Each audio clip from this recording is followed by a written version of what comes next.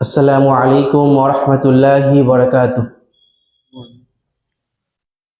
ইন্নাল হামদালিল্লাহি নাহমাদুহু ওয়া নাস্তাঈনুহু ওয়া নাস্তাগফিরুহু ওয়া নু'মিনু বিহি ওয়া নাতাওয়াক্কালু আলাইহি ওয়া না'উযু বিল্লাহি মিন শুরুরি আনফুসিনা ওয়া মিন সাইয়্যাতি আ'মালিনা।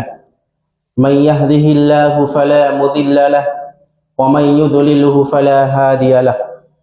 وأشهد أن لا إله إلا الله وأشهد أن محمدا عبده ورسوله.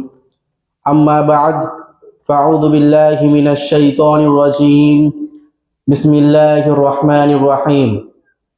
يا أيها الناس اتقوا ربكم الذي خلقكم من نفس واحدة وخلق منها زوجها وبث منهما رجالا كثيرا ونساء واتقوا الله الذي تساءلون به والأرحام إن الله كان عليكم رقيبا. يا أيها الذين آمنوا اتقوا الله حق تقاته ولا تموتن إلا وأنتم مسلمون. يا أيها الذين آمنوا اتقوا الله وقولوا قولا سديدا يصلح لكم أعمالكم ويغفر لكم ذنوبكم ومن يطع الله ورسوله فقد فاز فوزا عظيما. وقال الله تبارك وتعالى في قرآن الكريم: أعوذ بالله من الشيطان الرجيم. وقضى ربك ألا تعبدوا إلا إياه وبالوالدين إحسانا إما يبلغن عندك الكبر أحدهما أو كلاهما فلا تقل لهما أف ولا تنهرهما وقل لهما قولا كريما. وقال النبي صلى الله عليه وسلم في الحديث المبارك: سألت النبي صلى الله عليه وسلم أي العمل أحب إلى الله؟ قال الصلاة على وقتها. قلت ثم أي؟ قال بر الوالدين. قلت ثم أي؟ قال الجهاد في سبيل الله. رواه مسلم. উপস্থিত আজকের এই দাওয়াতি সভার সুযোগ্য, সুপরিচিত, সকলের প্রিয় শ্রদ্ধেয় হাফেজ আমির সাহেব হাফেজাহুল্লাহ, এছাড়াও উপস্থিত আজকের এই প্রোগ্রামে হুগলি জেলার সুবিখ্যাত আলেমে দ্বীন শাইখ আরিফুল ইসলাম মাদানী হাফেজাহুল্লাহ, এছাড়াও উপস্থিত আজকের এই প্রোগ্রামের সুযোগ্যতম শিক্ষক জামিয়া মিসবাহুল উলুম পিয়াসারার শাইখ আবুজার সালাফি হাফেজাহুল্লাহ। প্রশংসা মাত্রই সেই মহান রব্বুল আলামিনের জন্য, যেই মহান রব্বুল আলামিন আমাদের সকলকে একটি দ্বীনী সভায় সময় অতিবাহিত করার তৌফিক দান করেছেন। সেই মহান রব্বুল আলামিনের কৃতজ্ঞতা জ্ঞাপন করে বলবো আলহামদুলিল্লাহ। তারপরে পরে আমাদের নবী সারা বিশ্বের নবী জনাবি মুহাম্মদ রাসূলুল্লাহ সাল্লাল্লাহু আলাইহি ওয়াসাল্লাম, যেই মুহাম্মদ সাল্লাল্লাহু আলাইহি ওয়াসাল্লামের সুন্নাহকে আঁকড়ে ধরে আজ আমরা দ্বীনকে বুঝতে শিখেছি, দ্বীনকে মানতে শিখেছি, দ্বীনকে নিজের জীবনে বাস্তবায়ন করতে শিখেছি। সেই নবীর ওপর শত শত কোটি কোটি দরুদ বর্ষিত হোক। বলুন আল্লাহুম্মা সাল্লি আলাইহি আল্লাহুম্মা বারিক আলাইহি। সম্মানিত উপস্থিতি, আল্লাহ রাব্বুল আলামিন আমাদের সকলকে যে উদ্দেশ্যে সৃষ্টি করেছেন সেটা আমরা অবগত। সেটি হচ্ছে আল্লাহ রাব্বুল আলামিনের তাওহীদ প্রতিষ্ঠিত করা। ইবাদতের মাধ্যমে আল্লাহ রাব্বুল আলামিনের তাওহীদ প্রতিষ্ঠিত করার জন্য এই দুনিয়াতে আমাদেরকে সৃষ্টি করেছে। এছাড়াও আল্লাহ রাব্বুল আলামিনের ইবাদতের পরে পরে, মানে এক কথাই বলা যায় যে আল্লাহ রাব্বুল আলামিনের হকের পরে পরে যেই হকগুলো বান্দার সাথে সম্পর্কিত, যেই হকগুলো দুনিয়ার সাথে সম্পর্কিত, সেই হকগুলোর সবচেয়ে মর্যাদাপূর্ণ, সব থেকে উচ্চ সম্মানদায়ক যেই হক, সেই হকটা হচ্ছে পিতামাতার হক বা পিতামাতার প্রতি সৎ ব্যবহার বা পিতামাতার প্রতি সদাচরণ করা। কেন? এজন্য যদি আমরা কোরআন ও হাদিস খুলে দেখি তাহলে বুঝতে পারবো আল্লাহ রাব্বুল আলামিন বান্দার সাথে যে হকগুলো রয়েছে বান্দার সাথে আল্লাহ রাব্বুল আলামিনের যে হকগুলো রয়েছে তার পরে পরে পৃথিবীর মধ্যে যে বান্দার সাথে বান্দার সম্পর্কিত যে হকগুলো রয়েছে সেই হকগুলোর কথা আল্লাহ রাব্বুল আলামিন তার পরে পরে যেই হকটাকে আল্লাহ রাব্বুল আলামিন এনেছেন সেই হকটার নাম হচ্ছে পিতামাতার সাথে সদাচরণ করা, পিতামাতার সাথে সৎ ব্যবহার করা, পিতামাতার সাথে সুব্যবহার করা। কেন? এজন্যই আদম আলাইহিস সালাম থেকে শুরু করে আদম আলাইহিস সালাম এবং হাওয়া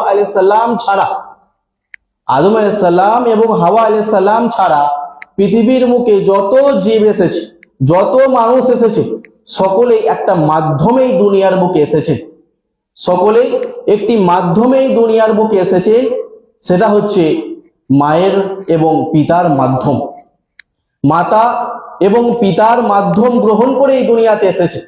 এজন্য সকলের জন্য করণীয় একটা বড় ধরনের করণীয়, এটা কোনো নফল কাজ নয়, এই করণীয় নফল কোনো কাজ নয়। যদিও এই বিষয়টা পূর্ব থেকেই আলোচনা করার কথা ছিল না, প্রথমে যে বিষয়টা নিয়ে আলোচনা করার কথা হয়েছিল সেটি হচ্ছে আদর্শ পিতামাতার বৈশিষ্ট্য। তারপরে সময়ের নিরিখে সমাজের উপর দৃষ্টিপাত করে যে বিষয়টি আমাকে বলার জন্য আবেদন করা হলো সেটি হচ্ছে পিতামাতার সাথে সদাচরণ করা, পিতামাতার সাথে সৎ ব্যবহার করা। এজন্যই যে আজ পিতামাতা এমন একটি স্থানের জায়গা, পিতামাতা এমন একটি জায়গার যেখানে যাদের সম্মান হচ্ছে সব থেকে বেশি সম্মান, যারা সব থেকে বেশি সম্মান শ্রদ্ধা পাওয়ার যোগ্য, কিন্তু বর্তমানে তারাই যেন সব থেকে বেশি অবহেলিত, সব থেকে বেশি তারাই যেন মানুষের দুর্ব্যবহারের শিকার। অনেক ভাইকে দেখা যায় সকলের সাথে ভালো ব্যবহার করে, কিন্তু দিন শেষে বাড়িতে যখন পৌঁছায় তখন নিজের পিতা এবং মাতার সাথেই কি করে? দুর্ব্যবহার করে, তাদের সাথে মেজাজ দেখিয়ে কথা বলে, তাদের সাথে খুব হাসাই কথা বলে, তাদেরকে রাগ দেখায়, রাগান্বিত হয়। কিন্তু আল্লাহ রাব্বুল আলামিন, আমার যদি কোরআন পড়ে দেখি তাহলে দেখতে পাবো আল্লাহ রাব্বুল আলামিন যেই নসিহতগুলো আমাদেরকে কোরআনের মধ্যে করেছেন বান্দার হকের সাথে সম্পর্কিত, সেই হকের মধ্যে সর্বশ্রেষ্ঠ যেই হক সেটা হচ্ছে পিতামাতার সাথে সদাচরণ করা, পিতামাতার হককে সঠিকভাবে আদায় করা। কেন? আল্লাহ রাব্বুল আলামিন কুরআনুল কারীমের মধ্যে বলছেন সূরা ইসরার 23 এবং বনী ইসরাইলের 23 এবং 24 নম্বর আয়াতের মধ্যে আল্লাহ রাব্বুল আলামিন এই আয়াতের মধ্যে বলছেন ওয়াকাদা রাব্বুকা আল্লা তা'বুদু ইল্লা ইয়াহু ওয়া বিল ওয়ালিদাইনি ইহসানা। ওয়াকাদা রাব্বুকা, তোমার রবের এটা ফয়সালা হয়ে গেছে যে ইল্লা আল্লা তা'বুদু, তুমি তোমার রবের ইবাদত করবে, এবং ইল্লা ইয়াহু, তোমার রবেরই তুমি ইবাদত করবে, ওয়া বিল ওয়ালিদাইনি ইহসানা, তোমার রবের ইবাদত করার পরে তুমি কি করবে? ওয়া বিল ওয়ালিদাইনি ইহসানা, তুমি কি করবে? তোমার সন্তান, তোমার পিতামাতার সাথে, তোমার মা বাবার সাথে কি করবে? সদাচরণ করবে, সুব্যবহার করবে।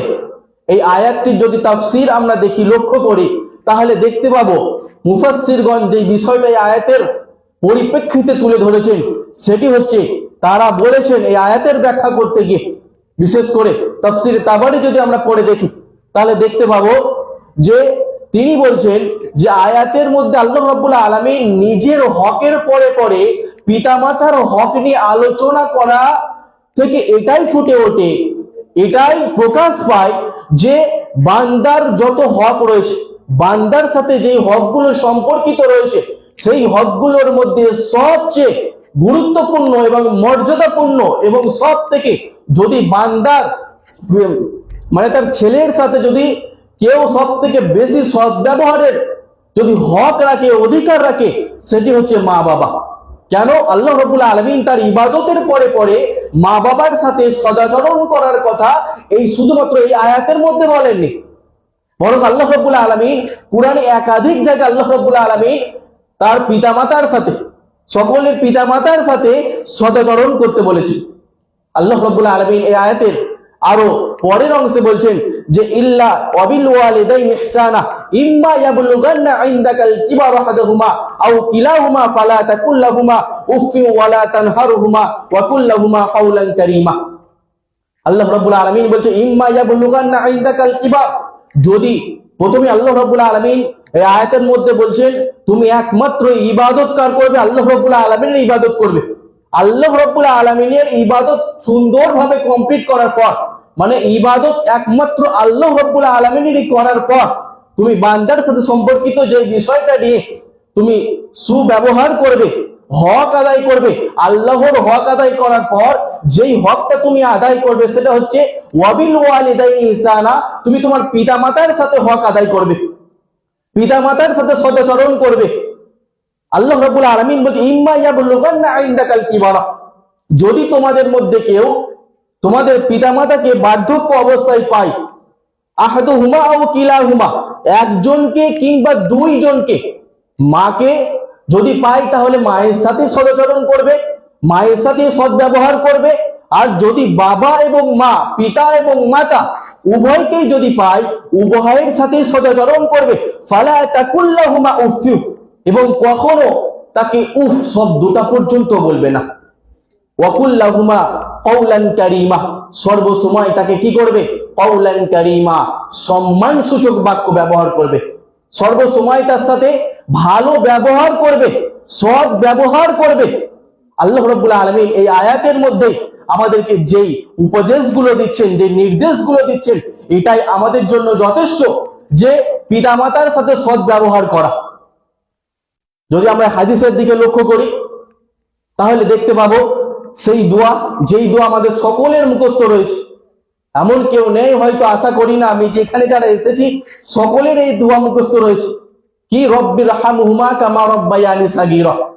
আমি এই দোয়া আমরা বারংবার পিতামাতার জন্য পড়ি, আর এটা আল্লাহ রাব্বুল আলামিন কোরআনের মধ্যে বলছেন, সূরা ইসরার 24 নম্বর আয়াতের মধ্যে আল্লাহ রাব্বুল আলামিন এই আয়াতের মধ্যে বলছেন ওয়াকুর রব্বির হামহুমা, তুমি কি করো, রব্বির হামহুমা, এই দোয়া করো। এই দোয়া কি, রব্বির হামহুমা, আমি আমার রবের কাছে কি করি, হামহুমা, হে আল্লাহ রাব্বুল আলামিন তুমি রহম করো সেই দুজনের ওপর, কামা রব্বায়ানি সাগীরা, যেই পিতামাতারা আমাকে ছোটবেলায় লালন পালন করেছে, কষ্টের সম্মুখীন হওয়ার পরেও আমাকে কি করেছে, মানুষের মতো মানুষ করেছে, নিজের পায়ের ঘাম মাথায়, নিজের মাথার ঘাম পায়ে ফেলে, নিজের কষ্টকে কষ্ট না মনে করে সারাদিন মেহনত করে সন্তানের যেন কোন রকম অসুবিধার সম্মুখীন না হয়, কোন রকম ত্রুটি যেন পড়াশোনাতে না হয়, কোন রকম থাকা খাওয়ার ক্ষেত্রে কোন রকম কষ্ট যেন না হয়, সেই চেষ্টা তারা অব্যাহত রেখেছে। সর্বসময় চেষ্টা করেছে যে আমার সন্তানের কোনো যেন কষ্ট না হয়।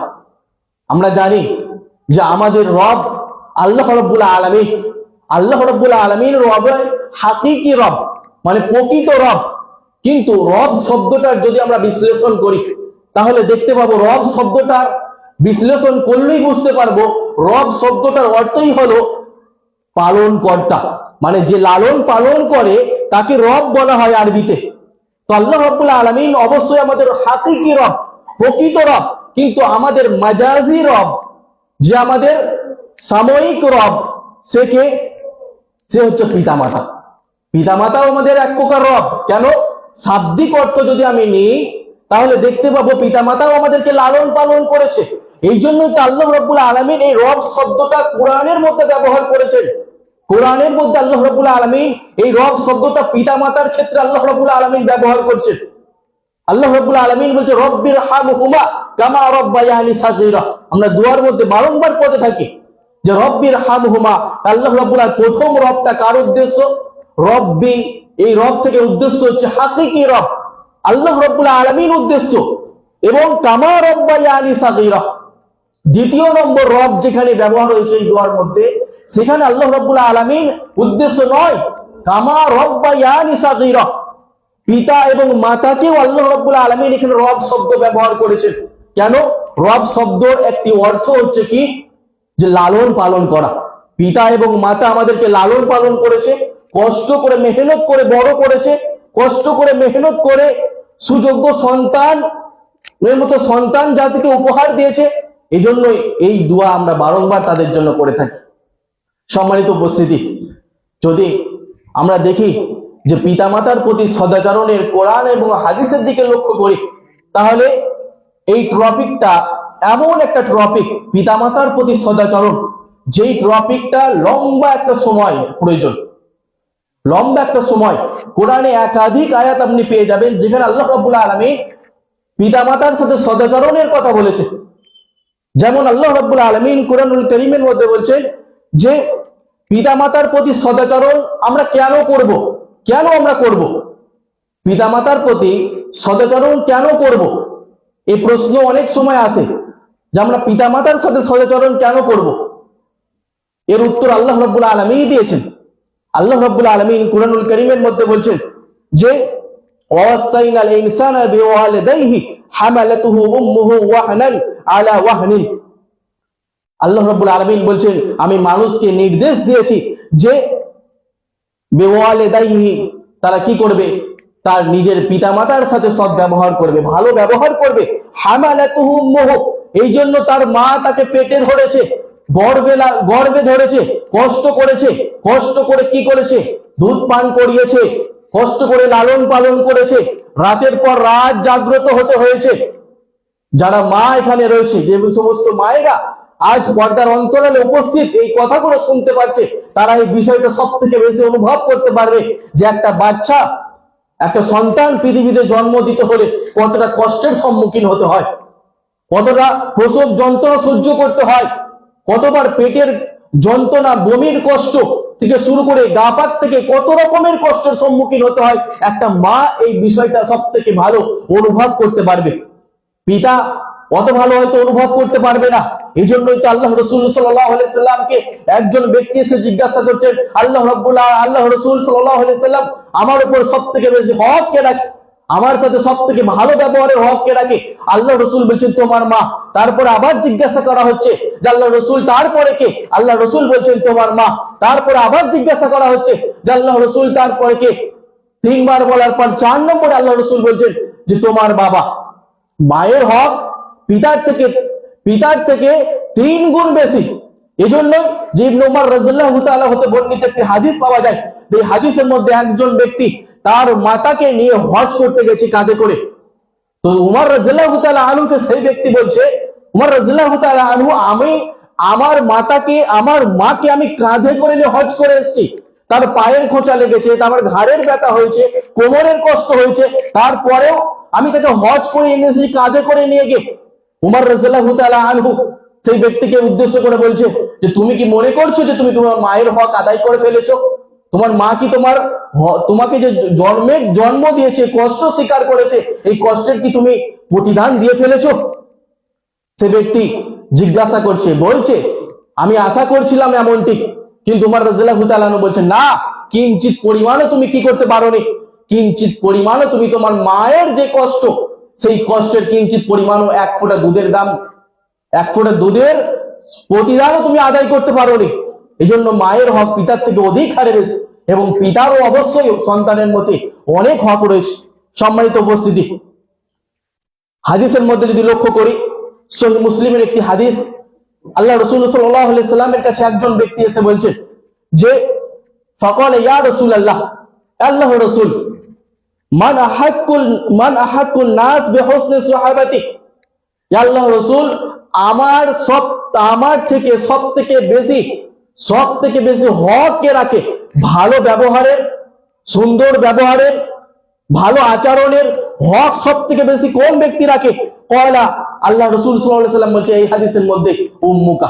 আবার ওই ব্যক্তি জিজ্ঞাসা করছেন যে তারপরে কি? আবার আল্লাহ রাসূল বলছেন উম্মুকা। তারপরে আবার যখন জিজ্ঞাসা করছেন, তখন আল্লাহ রাসূল 3 বার বলার পর 4 বারে আল্লাহ রাসূল বলছেন যে তোমার বাবা। এই সহিহ মুসলিমের হাদিস থেকেই আমরা বুঝতে পারছি যে কতটুকু পিতামাতার আমাদের সন্তানদের প্রতি হক রয়েছে। কেন? পিতামাতা এমন একটি মাধ্যম যার মাধ্যমে আমি দুনিয়াতে এসেছি, যার মাধ্যম গ্রহণ করে আমি দুনিয়াতে এসেছি। আজ হয়তো আমি দুনিয়াতে চলাফেরা করছি, আনন্দে ঘুরে বেড়াচ্ছি, অনেক সুখের মালিক হয়েছি, কিন্তু দিন শেষে আমার পিতার খোঁজটাও একবারে নেই না, বাড়ি শেষে একবার আমার মায়ের খোঁজটাও নেই না, বড় দুঃখ লাগে ওই সমস্ত ব্যক্তিদেরকে দেখে, বড় কষ্ট হয় ওই ধরনের মানুষদেরকে দেখে, যেই সমস্ত মানুষেরা নিজের সন্তান, নিজের স্ত্রীর সাথে তো সদ্ব্যবহার করে, কিন্তু নিজের পিতা এবং মাতাকে সর্বদা ঘৃণার চোখে দেখে, সর্বসময় তাদের সাথে খারাপ আচরণ করে, তাদের ব্যাপারে পাড়া গ্রামে অভিযোগ করে করে বেড়ায়। এটা বড় দুঃখ এবং কষ্টের ব্যাপার। সম্মানিত উপস্থিতি, পিতামাতা হক এর মধ্যে এমন একটা গুরুত্বপূর্ণ হক যে পিতামাতার হকের কথা বলতে গিয়ে আল্লাহ রাসূল সাল্লাল্লাহু আলাইহি সাল্লাম হাদিসের মধ্যে জিহাদের থেকে উত্তমের কথা বলেছেন। পিতামাতার সেবা করা, পিতামাতার খিদমত করা, আল্লাহ রাসূল সাল্লাল্লাহু আলাইহি সাল্লাম হাদিসের মধ্যে বলছেন যে জিহাদ যাওয়ার থেকেও, জিহাদে আপনি যাবেন, জিহাদ করবেন, তার থেকেও পূর্বে আপনাকে কি করতে হবে? আগে আপনার পিতামাতার হক আদায় করতে হবে। হাদিসের দিকে যদি লক্ষ্য করি তাহলে দেখতে পাবো সহিহ মুসলিমের 85 নম্বর হাদিস, আল্লাহ রাসূল সাল্লাল্লাহু আলাইহি সাল্লামের কাছে একজন ব্যক্তি এসে জিজ্ঞাসা করছেন, ইয়া রাসূলুল্লাহ আইয়ুল আমালি আহাব্বু ইলাল্লাহ, ইয়া আল্লাহর রাসূল, আল্লাহ রাব্বুল আলামিনের কাছে সবথেকে প্রিয়তম আমল কোনটি? ক্বালা আস-সালাতু আলা ওয়াক্তিহা, আল্লাহ রাসূল সাল্লাল্লাহু আলাইহি সাল্লাম বলেন যে নির্দিষ্ট সময়ে নামাজ আদায় করা, নির্দিষ্ট সময়ে সালাত আদায় করা। কুলতু সুম্মা আইয়ুন? ক্বালা বিররুল ওয়ালিদাইন।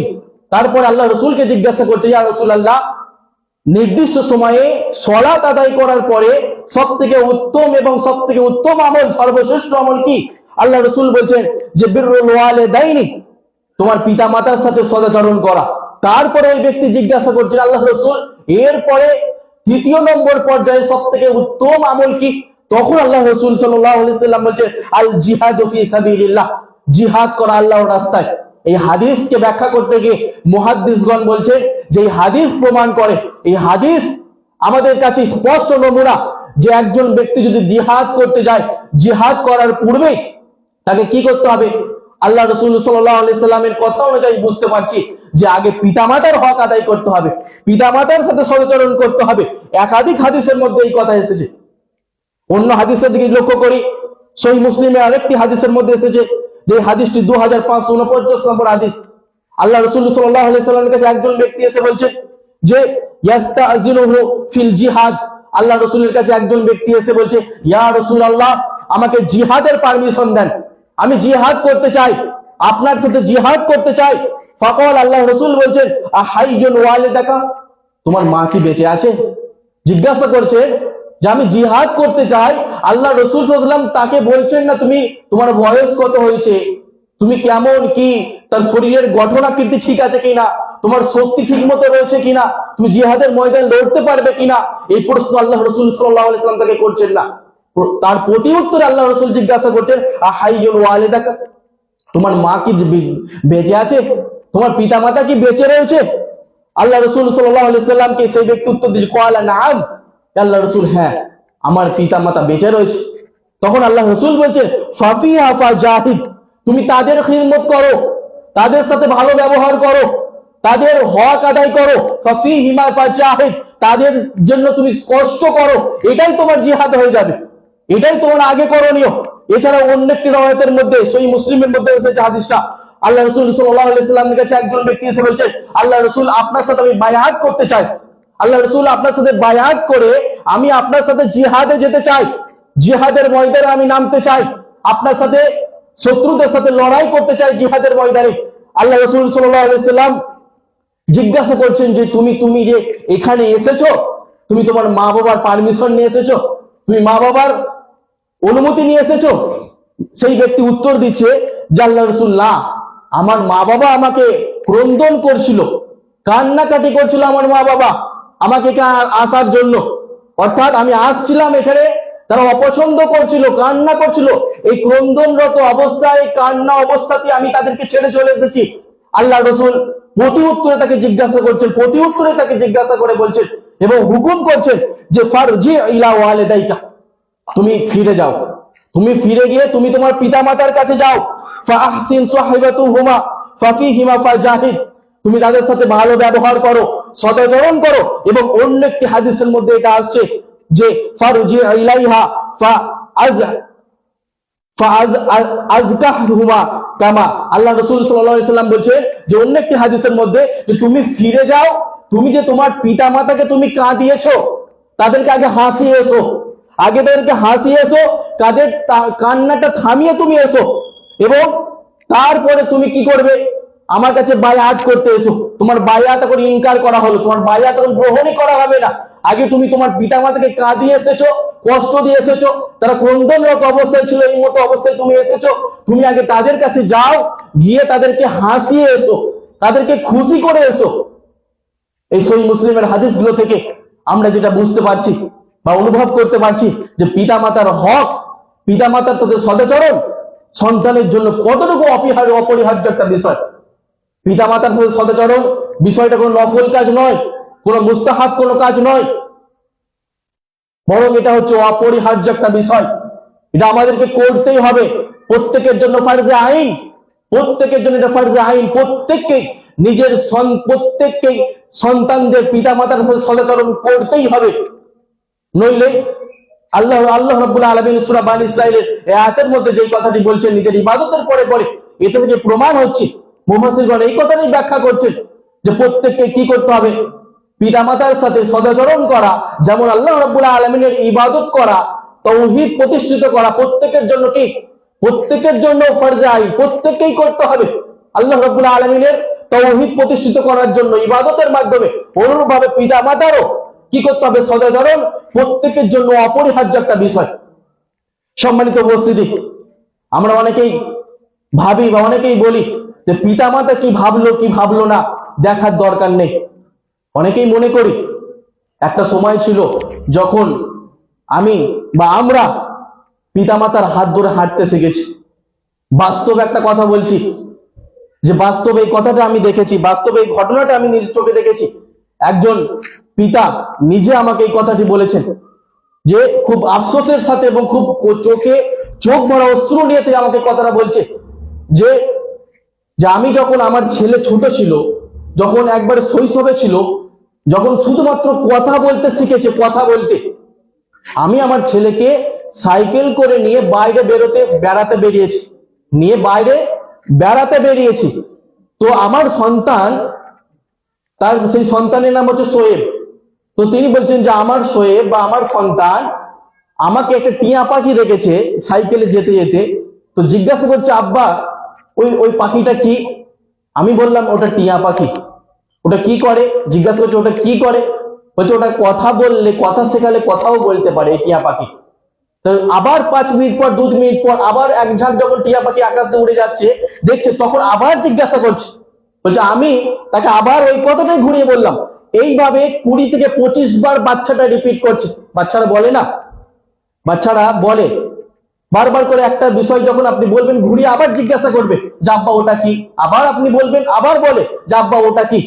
তারপরে এই বিষয়টা আব্বারা যখন, আব্বারা যারা রয়েছে, পিতারা রয়েছে, আমরা সকলেই বলি, সন্তানকে এতটাই ভালোবাসি, আমরা বারবার বলতেও পছন্দ করি। কিন্তু এই বাবা যখন বার্ধক্যে পৌঁছে যায়, এই বাবা যখন বৃদ্ধ অবস্থায় পৌঁছে যায়, তখন কানের শ্রবণ শক্তি যখন দুর্বল হয়ে যায়, শুনতে ঠিক মতো পাই না, তখন সন্তানকে যখন জিজ্ঞাসা করে, যে কোনো কিছু জিজ্ঞাসা করে বা মেডিসিনটা এই মাসের আনা হয়েছে কিনা, যখন সন্তান মুখের ভিতর জবাব দেয় হ্যাঁ এনেছি, হয়তো বাবা শ্রবণ শক্তি দুর্বল হওয়ার কারণে শুনতে পাই না। আবার যখন জিজ্ঞাসা করে যে বাবা এনেছো, তখন একটা রাগান্বিত হয়ে আমরা উত্তর দিই। এই বাবা এই কথাতেই বলছেন যে ছোটবেলায় ওকে আমি বারবার করে যেখানেই ঘুরতে নিয়ে যান একাধিকবার জিজ্ঞাসা করতাম, কিন্তু আজকে যখন আমার শ্রবণ শক্তি দুর্বল হয়ে গেছে বলে আমি একবার থেকে 2 বার যখন জিজ্ঞাসা করছি যে এই মাসের ঔষধগুলো তোলা হয়েছে, মেডিসিন গুলো নেওয়া হয়েছে, তখন যেন একটা ঝাঁঝখাড়ি রকম কথাবার্তা, প্রতি উত্তর একটা রাগান্বিত ভাবে একটা প্রতি উত্তর আসছে। সম্মানিত উপস্থিতি, এই পিতার মাধ্যমে, এই মাতার মাধ্যমে আমরা দুনিয়াতে এলাম, আর এই পিতা মাতা আজকে হয়ে গেল আমাদের সস্তা। এদের যদি সন্তুষ্ট আমরা অর্জন না করতে পারি, তাহলে আল্লাহ রাব্বুল আলামিনের সন্তুষ্টি আপনার প্রতি থাকবে না, আল্লাহ রাব্বুল আলামিন আপনার প্রতি অসন্তুষ্ট থাকবে। হাদিসের দিকে যদি লক্ষ্য করি, সুনানে তিরমিজি 1899 নম্বর হাদিস, আল্লাহ রাসূল সাল্লাল্লাহু আলাইহি ওয়াসাল্লাম এই হাদিসের মধ্যে বলেছেন, রিজার রব্বি ফি রিজাল ওয়ালিদ, যদি রব সেইটাতে রাজি থাকে, মানে আল্লাহ তাআলা সেটাতে রাজি থাকে, ফি রিজাল ওয়ালিদ, যেটাতে পিতা মাতা রাজি থাকে, যেটাতে পিতা মাতা রাজি থাকে সেটাতেই আল্লাহ রাব্বুল আলামিন রাজি থাকে, ওয়াসাকাতার রাব্বি ফি সাকাতিল ওয়ালিদ, যেটাতে পিতামাতা অসন্তুষ্ট হয় সেটাতে আল্লাহ রাব্বুল আলামিন অসন্তুষ্ট হয়। তাহলে হাদিস থেকে বুঝতে পারছি যে পিতামাতা যদি আমাদের প্রতি অসন্তুষ্ট হয়ে যায়, আমাদের প্রতি রাগান্বিত হয়ে যায়, আমাদের প্রতি মন খারাপ করে বসে থাকে দুর্ব্যবহার করার কারণে, তাহলে আল্লাহ রাব্বুল আলামিন আপনার প্রতি রাজি থাকবে তো? আপনি আজকে 5 ওয়াক্ত নামাজ পড়ছেন, আজকে আপনি সহিহ আকীদা সন্ধান পেয়েছেন, হেদায়েতের সন্ধান পেয়েছেন বলে আপনি এমন নয় যে আল্লাহ রাব্বুল আলামিনের হক আদায় করবেন আর পিতামাতার সাথে দুর্ব্যবহার করবেন, এমনটি নয়। এই হাদিস প্রমাণ করে যে পিতামাতার সাথে আমাদের সদাচরণ করতে হবে, পিতামাতার সাথে আমাদের সৎ ব্যবহার করতে হবে, নইলে আপনি আপনার রবকেও রাজি করতে পারবেন না। যতই আপনি সৌদি আরব গিয়ে মক্কা মদিনা উমরা করে আসেন না কেন, হজ করে আসেন না কেন, যতই বড় দান সাদকা করেন না কেন, মাস গেলে যদি আপনার নিজের পিতা এবং মাতার যেই হাত খরচ, প্রয়োজনের যেই খরচ, সেই প্রয়োজন আদায় করতে গিয়ে যদি আপনি রাগান্বিত হন, অসন্তুষ্ট হন, আপনার এই হজ, আপনার এই উমরা, এই দান সাদকা, কোরআন তেলাওয়াত আল্লাহ রাব্বুল আলামিন কবুল করবেন কিনা আল্লাহ রাব্বুল আলামিনই ভালো জানেন। সম্মানিত উপস্থিতি, আমাদের লক্ষ্য করা উচিত আল্লাহ রাসূল সাল্লাল্লাহু আলাইহি সাল্লামের সেই হাদিস, যেই হাদিসটা খুব গুরুত্বপূর্ণ একটি হাদিস। আল্লাহ রাসূল সাল্লাল্লাহু আলাইহি সাল্লাম একবার মেম্বারে প্রথম সিঁড়িতে উঠছেন, বললেন আমিন, দ্বিতীয় সিঁড়িতে উঠলেন আমিন, এবং তৃতীয় সিঁড়িতে উঠছেন বলছেন আমিন। এই তিনটের মধ্যে আমিনের মধ্যে একটি আমিন সংক্ষিপ্ত আকারে এগিয়ে যায় শুধুমাত্র। এই তিনটের মধ্যে একটি আমিন আল্লাহ রাসূল সাল্লাল্লাহু আলাইহি সাল্লাম কেন বলেছিলেন জানেন? যে আল্লাহ রাসূল সাল্লাল্লাহু আলাইহি সাল্লামকে বলা হয়েছিল, জিবরিল আলাইহিস সালাম এসে বলেছিল ওই ব্যক্তি ধ্বংস হোক যে নিজের পিতা এবং মাতাকে বার্ধক্য অবস্থায় পেল, নিজের পিতা এবং মাতাকে বৃদ্ধ অবস্থায় পেল, কিন্তু তাদের খিদমত করে, তাদের সন্তুষ্টি অর্জন করে জান্নাত যেতে পারলো না, ওই ব্যক্তি ধ্বংস হোক। জিবরিল আলাইহিস সালাম এসে বললেন, আল্লাহ রাসূল সাল্লাল্লাহু আলাইহি সাল্লাম বলেন আমি বললাম আমিন।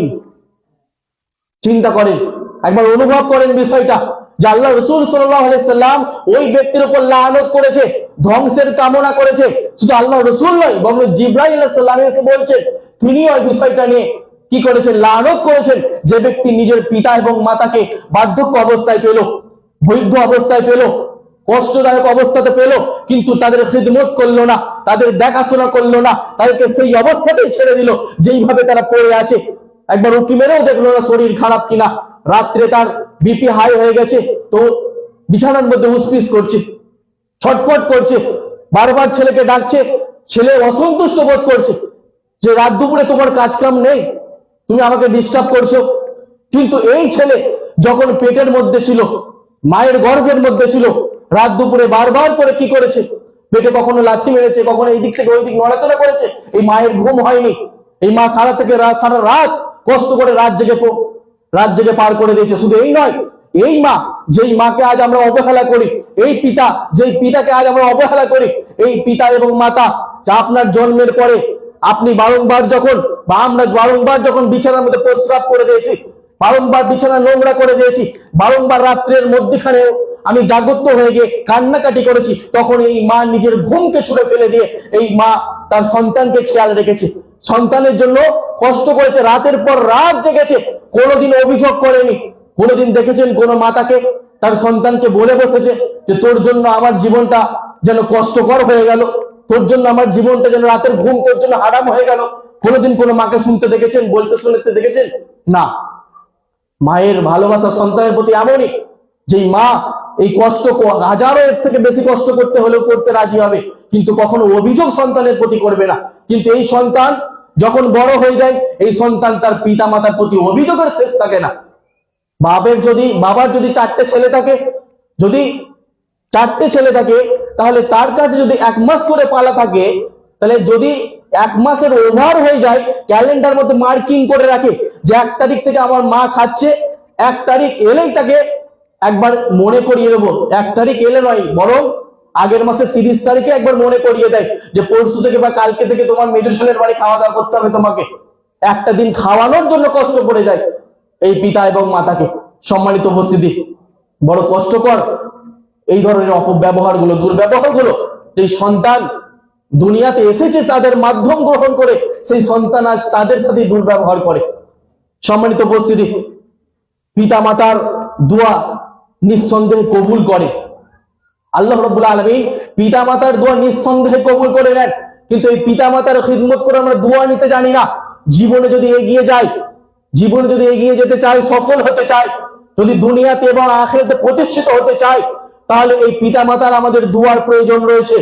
এই দোয়া এমন ধরনের আপনার জন্য কার্যকরী হবে, এই দোয়া আল্লাহ রাব্বুল আলামিনের কারেন্টের মতো করে কবুল হয়। সম্মানিত উপস্থিতি, যদি হাদিসের দিকে লক্ষ্য করি তাহলে দেখতে পাবো বা বুঝতে পারবো, সুনান আবু দাউদের মধ্যে হাদিসটি এসেছে 1536 নম্বর হাদিস।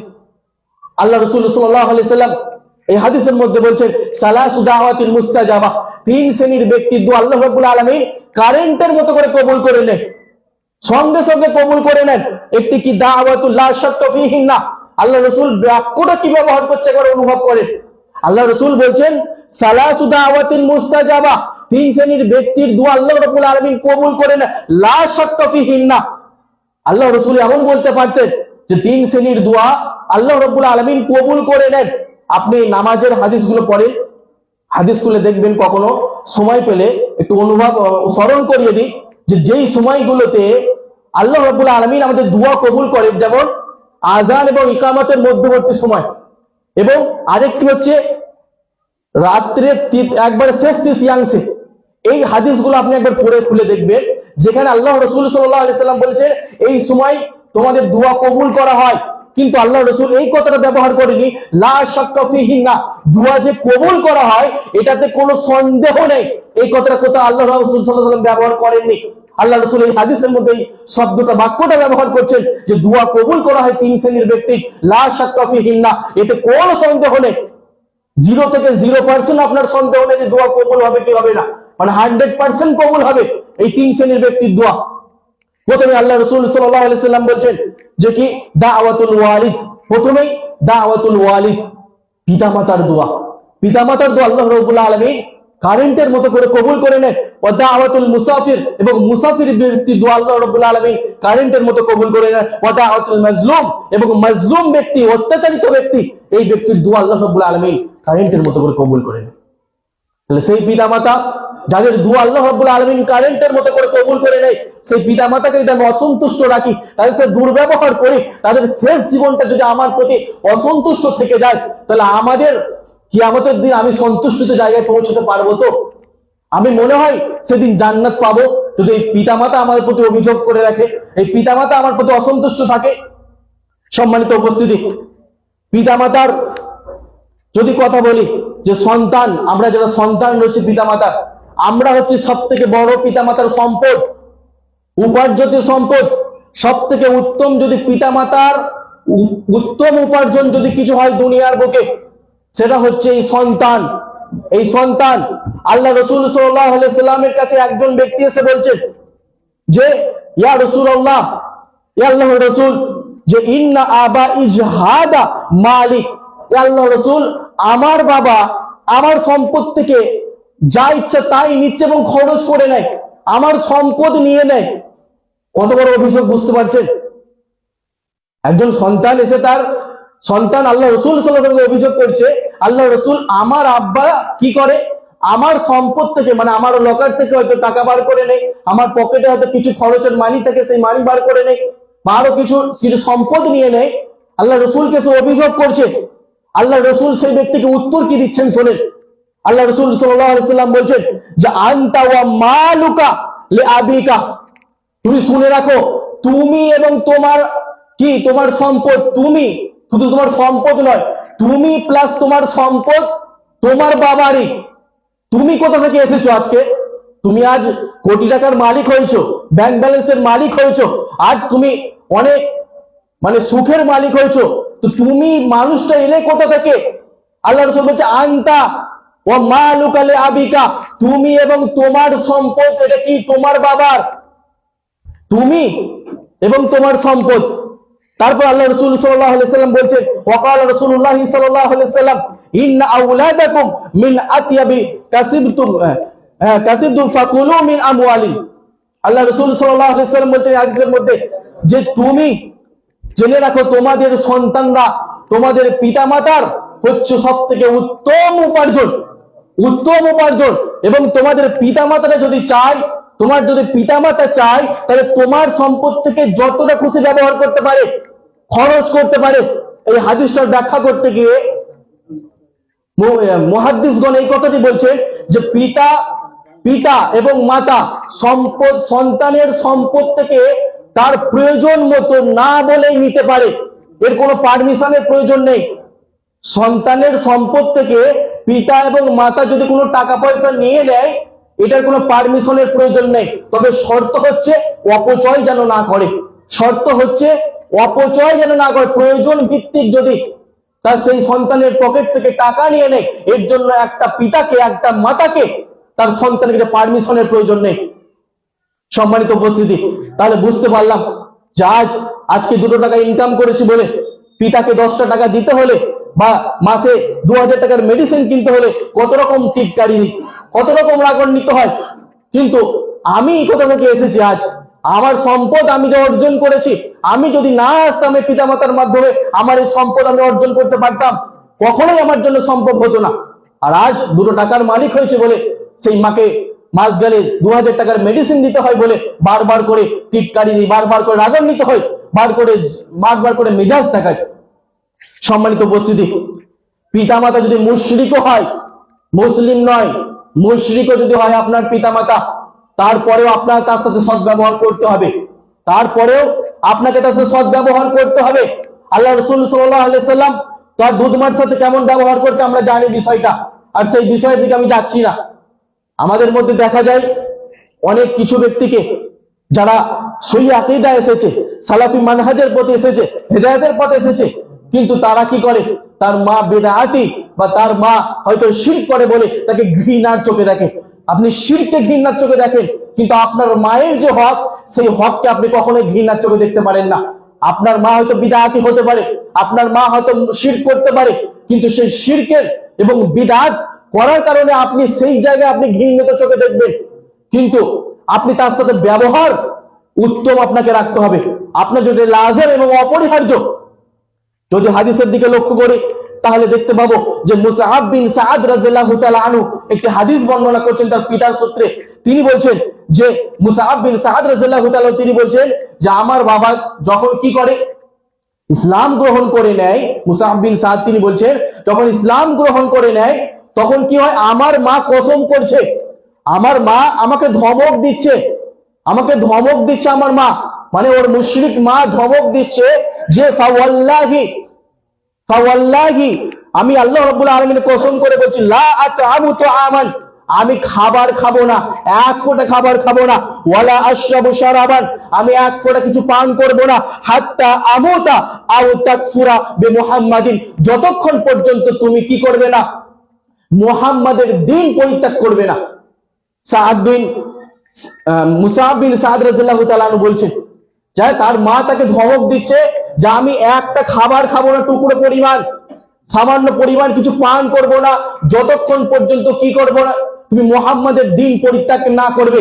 যতক্ষণ তুমি যেমন মুশরিক ছিলে, অন্য মূর্তির পুজো করতে, সাজদা করতে, সেই জায়গায় যতক্ষণ পর্যন্ত তুমি ফিরে না আসবে ততক্ষণ পর্যন্ত আমি এক ফোঁটা খাবার খাবো না। তখনই আল্লাহ রাব্বুল আলামিন এই আয়াতটা নাযিল করছেন, যে আয়াতটি সূরা আনকাবুতের 29 নম্বর আয়াত। আল্লাহ রাব্বুল আলামিন আয়াতের মধ্যে বলছেন ওয়াসাইনাল ইনসানা বিওয়ালিদাইহি হুসনান ওয়া ইন জাহাদাকা লিতুশরিকা বি মা লাইসা লাকা বিহি ইলমুন ফালা তুতিহুমা ইলাইয়া। তখন এই আয়াতটা নাযিল করা হচ্ছে, যখন এই ঘটনাটা ঘটছে, এই পরিপ্রেক্ষিতে এই আয়াতটা নাযিল হচ্ছে যে আল্লাহ রাব্বুল আলামিন বলছে আমি মানুষদেরকে আদেশ করেছি সে যেন নিজের পিতামাতার সাথে সৎ ব্যবহার করে, এবং ওয়া ইন জাহাদাকা, যদি কোনো পিতামাতা কি করে, যদি কোনো পিতামাতা, কোনো মুশরিক পিতামাতা যদি তার সন্তানকে ফোর্স করে, বাধ্য করে, জোর করে যে তার সাথে শিরক করার জন্য, যে বিষয়ে তার কোনো জ্ঞান নেই, তো আল্লাহ রাব্বুল আলামিন বলেন ফালা তুতিহুমা ইলাইয়া, তুমি সেটাকে অনুসরণ করবে না, কিন্তু কি করবে, দুনিয়ার ক্ষেত্রে তুমি তার সাথে সদ্ব্যবহার করবে, দুনিয়ার ক্ষেত্রে তুমি তার সাথে সদাচরণ করবে, ভালো ব্যবহার করবে।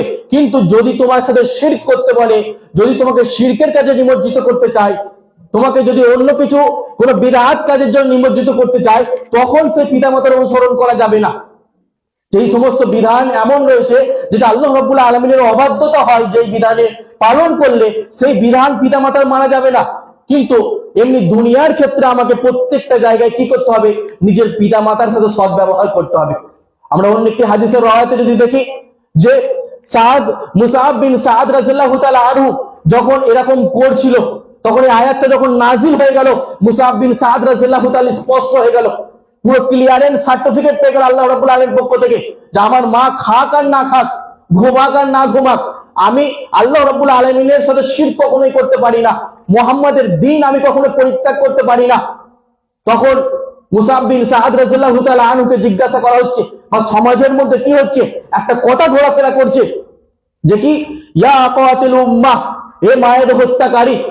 আমরা দেখি না, আমরা জানি যে সমাজের মধ্যে যখন আমাদের মধ্যেও হয় যে অনেকের বাবা মারা, অনেকের পিতামাতার সময় মতো মেডিসিন খরচ দেওয়ার পরেও পিতামাতারা সেই সন্তানকে হয়তো দেখতে পারে না। সব সন্তান তো পিতামাতার কাছে সমান হয় না, তো তারপরেও হয়তো এমনি গুজব ছড়িয়ে দেয় অন্য বাড়ির, পাশের বাড়ির লোককে বা আরো লোককে বলে বেড়ায় যে আমার ছেলে 5 ওয়াক্ত নামাজ পড়তে পারে, সহিহ আকীদা গ্রহণ করতে পারে, সালাফি মানহাজে আসতে পারে, আমার খরচ ঠিক মতো দেয় না, আমার দেখভাল ঠিক মতো করে না।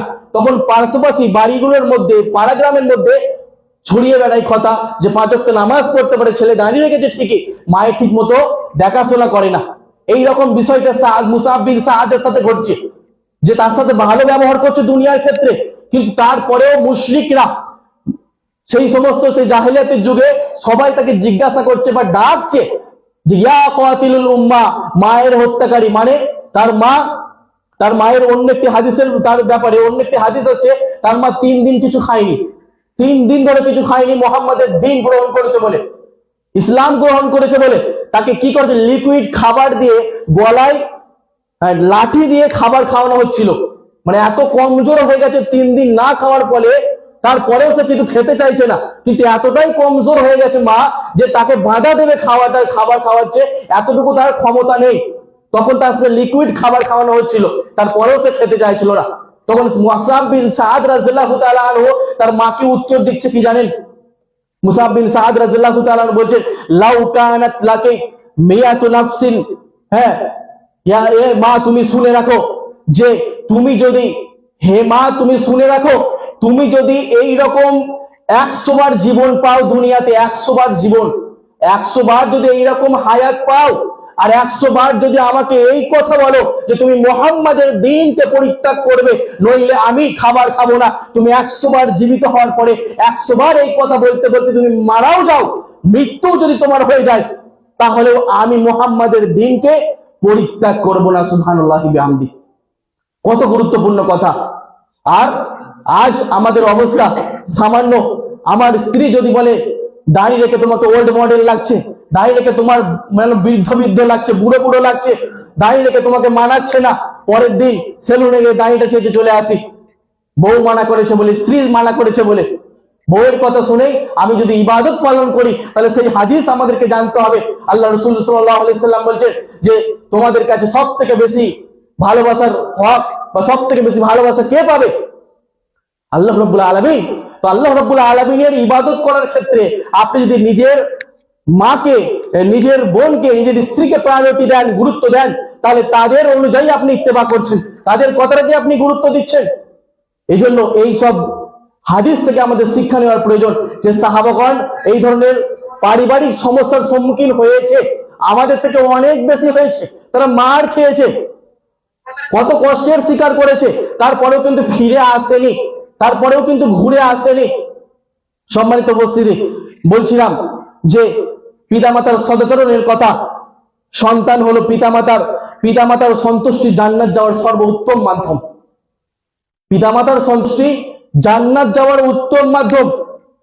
আল্লাহ রাসূল সাল্লাল্লাহু আলাইহি সাল্লাম একটি হাদিসের মধ্যে বলছেন, এই হাদিসটি নাসাইর মধ্যে এসেছে, 2562 নম্বর হাদিস। আল্লাহ রাসূল সাল্লাল্লাহু আলাইহি সাল্লাম বলছেন, 3 শ্রেণীর ব্যক্তি, সালাসুন লা ইয়াদখুলুনাল জান্নাতা ওয়ালা ইয়ানজুরুল্লাহ, 3 শ্রেণীর ব্যক্তিকে আল্লাহ রাব্বুল আলামিন কি করবেন না, জান্নাতের মধ্যে কিয়ামতের দিন প্রবেশ করাবেন না এবং তাদের দিকে দেখবেন না। সেই 3 শ্রেণীর ব্যক্তি কি? প্রথমেই আল্লাহ রাসূল সাল্লাল্লাহু আলাইহি ওয়াসাল্লাম বলেন, আল আকুল ওয়ালিদাইহি, যে নিজের পিতামাতার সাথে সদাচরণ করে না, পিতামাতার সাথে সদাচরণ করে না, ভালো ব্যবহার করে না, সেই ব্যক্তি কিয়ামতের দিন জান্নাত যেতে পারবে না, আটকে যাবে। আল্লাহ রাব্বুল আলামিন তার দিকে দৃষ্টিপাত করবেন না, আল্লাহ রাব্বুল আলামিন তাকে জান্নাতের মধ্যে প্রবেশ করাবেন না।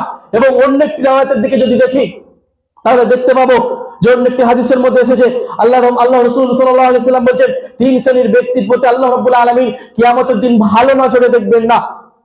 সেই তিন শ্রেণীর ব্যক্তির মধ্যে প্রথমে আল্লাহ রাসূল বলেছেন আল আকুল ওয়ালিদাইহি, প্রথমেই আল্লাহ রাসূল বলেছেন যে পিতা মাতার সাথে সদাচরণ করে না, ভালো ব্যবহার করে না, সেই ব্যক্তিকে আল্লাহ রাব্বুল আলামিন কিয়ামতের দিন ভালো দৃষ্টিতে দেখবেন না। ভালো দৃষ্টি বলতে মুহাদ্দিসগণ হাদিসটা ব্যাখ্যা করতে বলছেন এই ব্যক্তি ভালো দৃষ্টি বলতে আল্লাহ রাব্বুল আলামিন তাকে দয়ার দৃষ্টিতে দেখবেন না। দয়ার দৃষ্টি যদি কোনো ব্যক্তিকে আল্লাহ রাব্বুল আলামিন না দেখেন, কিয়ামতের দিন সেই ব্যক্তি জান্নাতে যেতে পারবে? কখন মনে হয় সেই ব্যক্তি জান্নাত যেতে পারবে? তার জন্য জান্নাত যাওয়াটা কঠিন হয়ে পড়বে, কঠিন থেকে কঠিন হয়ে পড়বে, সে জান্নাত যেতে পারবে না, আটকে যাবে। তাহলে জান্নাত যাওয়ার একটা বড় মাধ্যম হচ্ছে আমাদের এই পিতা এবং মাতা। সম্মানিত উপস্থিতি, আমরা জানি যে আমাদের এমন যে গুনাহ উঠতে বসতে গুনাহ করে ফেলি, কাবিরা গুনাহ হোক সাগিরা গুনাহ করে ফেলি, এই কাবিরা এবং সাগিরা গুনাহ আর গুনাহের মাধ্যম, গুনাহের ঝরানোর মাধ্যম হচ্ছে আমাদের পিতামাতার সেবা করা। আল্লাহ রাসূল সাল্লাল্লাহু আলাইহি সাল্লামকে একজন ব্যক্তি এসে বলছে, ইয়া রাসূলুল্লাহ, আমি অনেক বড় গুনাহ করে ফেলেছি। আল্লাহ রাসূল তাকে জিজ্ঞাসা করছেন, আহাইয়ুন ওয়ালিদাক, তোমার পিতামাতা বেঁচে রয়েছে? তোমার পিতামাতা বেঁচে রয়েছে? তোমার মা বেঁচে রয়েছে? তখন সেই ব্যক্তি বলছে, না, আমার খালা বেঁচে রয়েছে। আল্লাহ রাসূল বলছেন, তাহলে তোমার খালারই তুমি খিদমত করো, খালার সাথে ভালো ব্যবহার করো। মানে এই হাদিস থেকে স্পষ্ট, যদি পিতা মাতা বেঁচে থাকে তাহলে তাদের সেবা করলে আল্লাহ রাব্বুল আলামিন তাকে গুনাহ মাফ করে দেবেন। সম্মানিত উপস্থিতি, অনুরূপ ভাবে এই পিতামাতার সাথে যদি সেবা করি, পিতামাতার সৎ ব্যবহার করি, তাহলে একটা আমাদের জন্য বোনাস পয়েন্ট হচ্ছে যে আমাদের সৎকর্ম যেগুলো আছে সেগুলো আল্লাহ রাব্বুল আলামিনের কাছে আমরা ওসিলা হিসেবে গ্রহণ করতে পারবো। যে কোনো ধরনের বিপদ আপদ থেকে মুক্তির জন্য যদি পিতামাতার সাথে সৎ ব্যবহারটা আল্লাহ রাব্বুল আলামিনের কাছে ওসিলা বানাই, তাহলেও আমরা হয়তো মুক্ত হতে পারবো বিপদ আপদ থেকে। সেই হাদিস, বনী ইসরাঈলের সেই হাদিস আমরা সকলেই শুনেছি বা জানি যে তিন শ্রেণীর ব্যক্তি গুহার মধ্যে আটকে গিয়েছিল। এক শ্রেণীর ব্যক্তি কে ছিল তাদের মধ্যে? এক শ্রেণীর ব্যক্তি ওই ব্যক্তি ছিল যে কি করতো, যে মেষ পালন করত, ছাগল চড়াতো এবং রাত্রিবেলায় সন্ধ্যাবেলায় বাড়ি ফেরার পরে নিজের পিতামাতাকে যতক্ষণ পর্যন্ত সেই ছাগলের দুধ না পান করাতো ততক্ষণ পর্যন্ত তার সন্তানকে, স্ত্রীকে সেই দুধ দিত না, দুধ খাওয়াতো না। একদিন এমন ঘটনা ঘটেছে, একদিন এমন অবস্থা ঘটেছে যে বাড়ি ফিরে দেখছে যে তার পিতা এবং মাতা উভয়ই ঘুমিয়ে গেছে রাত্রেবেলায় এবং তার সন্তানরা হাউমাউ করে কাঁদছে দুধ খাবে বলে। সে ওইভাবেই দাঁড়িয়ে থেকে গেছে, এমন অবস্থায় ফজর হয়ে গেছে। তারপরে তার পিতা মাতারা উঠেছে, তাদেরকে খাইয়েছে দুধ, তারপরে তার সন্তানদেরকে খাইয়েছে। এবং এই ওসিলা রেখেছিল আল্লাহ রাব্বুল আলামিনের কাছে যে আল্লাহ রাব্বুল আলামিন, আমি আমার পিতা মাতার জন্য এতটা ত্যাগ স্বীকার করেছি, আমার সন্তান এবং সন্ততির স্ত্রীর ভালোবাসাকে সাইডে ছুড়ে ফেলে দিয়েছি, পিতা মাতার ভালোবাসাকে বেশি প্রায়োরিটি দিয়েছি, গুরুত্ব দিয়েছি।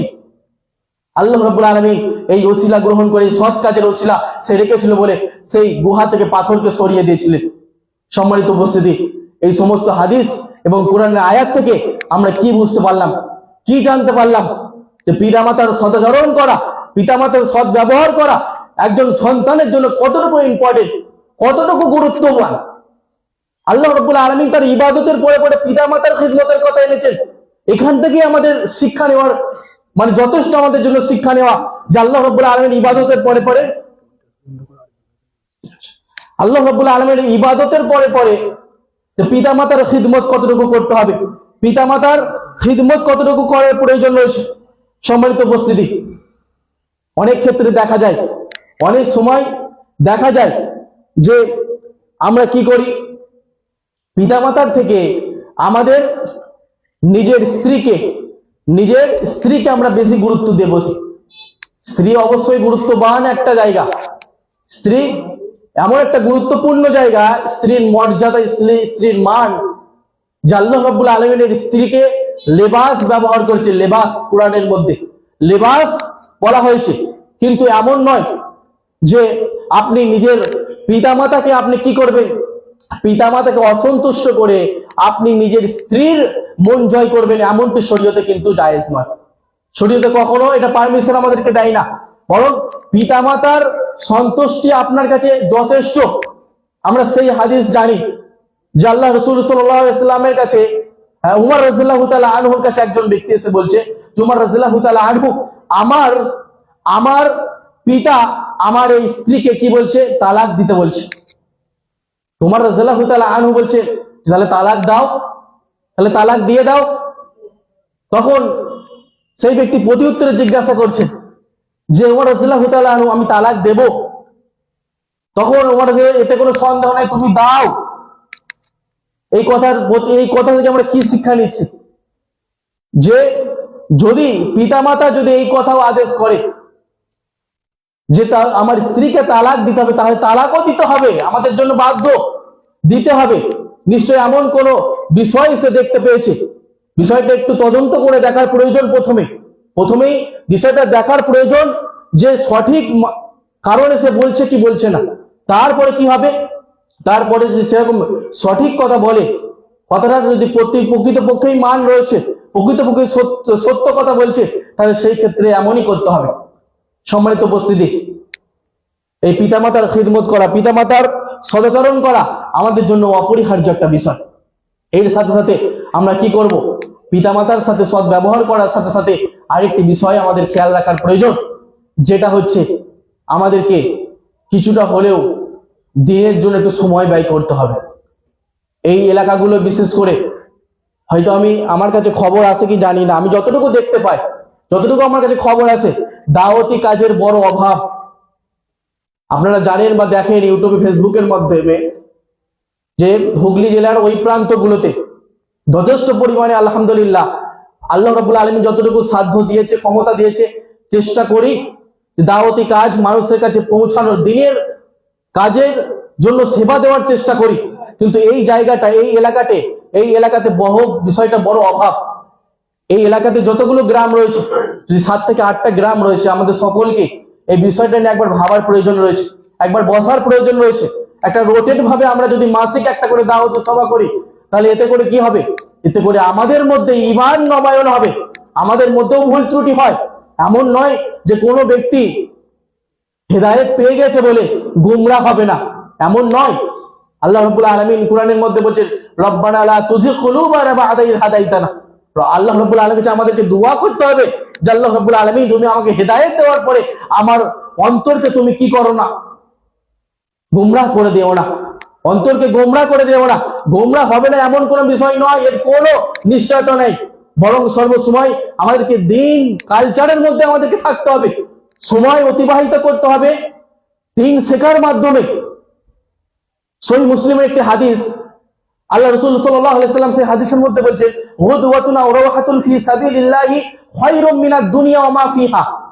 একটি সকাল এবং একটি সন্ধ্যা যেটা মানুষ কি করে, আল্লাহ রাব্বুল আলামিনের খাতায় ব্যয় করে, আল্লাহ রাব্বুল আলামিনের জন্য ব্যয় করে, ইসলামের জন্য ব্যয় করে, খায়রুম মিনাদ দুনিয়া ওয়া মা ফিহা, দুনিয়ার মধ্যে যা কিছু রয়েছে তার থেকে উত্তম।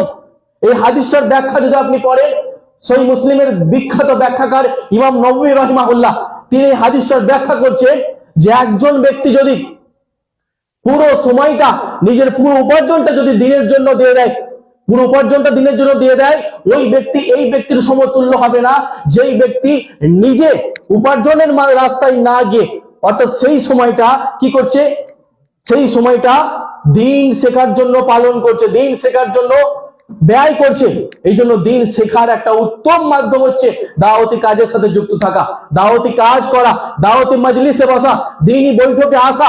আর এগুলো আমাদের প্রয়োজন রয়েছে আমাদের ঈমানকে ধরে রাখার জন্য, আমাদের জান্নাতের পথে অবিচল থাকার জন্য, জান্নাতের পথে এগিয়ে চলার জন্য, এগিয়ে থাকার জন্য, হেদায়েতের মিনিস্টার থাকার জন্য আমাদের থাকতে হবে এই সমস্ত কাজের মাধ্যমে।